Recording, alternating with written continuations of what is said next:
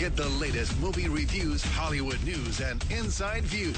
It's time for Behind the Screens with Lights, Camera, Jackson on 107.7 GNA.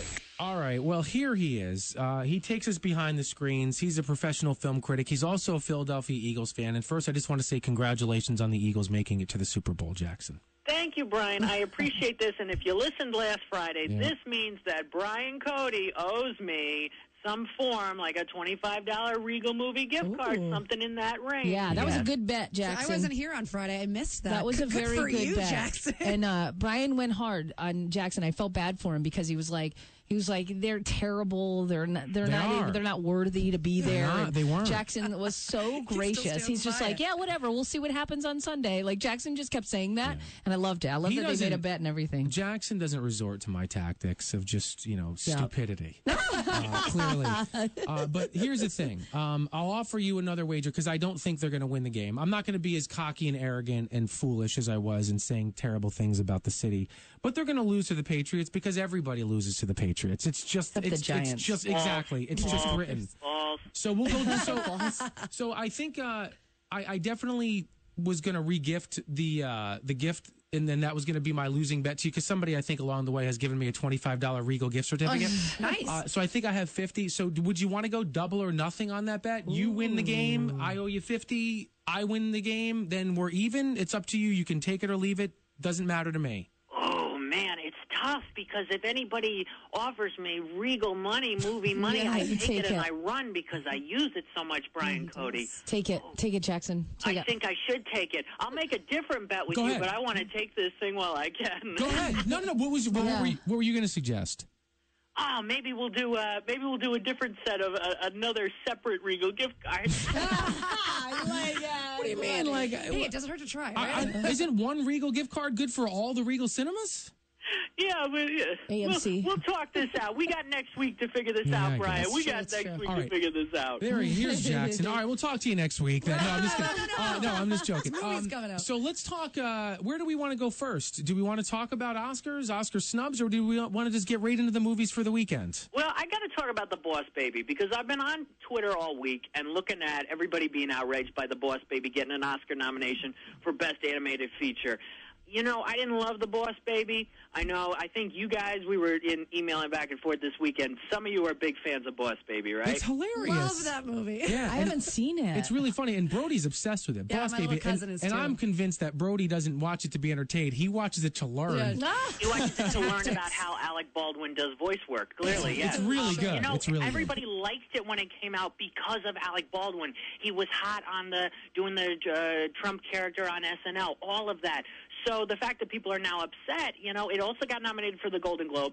And this year, with the animated feature category, the nomination voting process for the very first time was opened up to everybody in the Academy. Anybody in the Academy could vote for the nominees for animated feature this year. And so a lot of them chose Boss Baby. So really, it shouldn't be considered a huge surprise. I just thought it was entertaining, and I think Baldwin certainly had something to do with it. Definitely. But just the way that they did, it was cleverly written, and I don't know, it was just fun. Like I've watched it 20 times, and I haven't gotten sick of it yet. So that says something about it, definitely. All right, let's talk about what's new in theaters. Both have garnered some buzz. One is getting good reviews, the other one not so much. Right. Maze Runner, The Death Cure is the third and final installment in this Maze Runner series. First movie came out in 2014. Second movie came out in 2015. When they were filming the third movie in 2016, the star, Dylan O'Brien, was seriously injured on set, and so production was delayed for nearly a year. So we finally had this movie, and there's a line a character says late in the film. He says, "Come on, let's not prolong this." And I laughed out loud because at that point we were already 2 hours into this story. Wow. And yeah, it's 2:22. It feels it. There are so many characters. It's one long rescue mission with a bunch of diversions.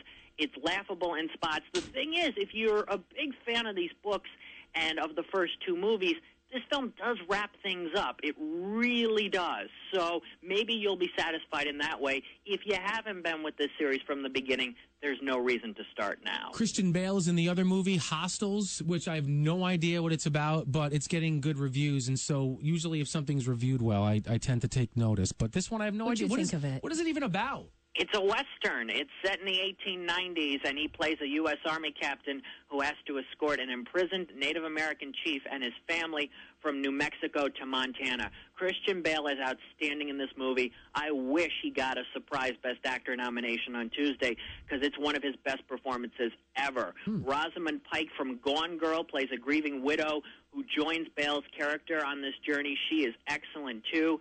It's moving, it's rugged, it's very powerful. This is unlike any Western I've ever seen. If you're a big fan of the genre, go see Hostiles this weekend. But it looks like I feel like these two movies are going to do okay, but I feel like Jumanji's still going to be number one at the box office. Yeah, Jumanji's doing really, really well. It is a monster. And then on TV the other day, I saw the ad for a new Dwayne Johnson movie coming out in April called Rampage. And then he's got another one coming out in July called Skyscraper. So there's just, it's an oversaturation of Dwayne Johnson already for this year. Great stuff as always, Jackson. If people want more from you, sans the Eagles tweets, like seriously, like we can do without those. How can they do that? I like them.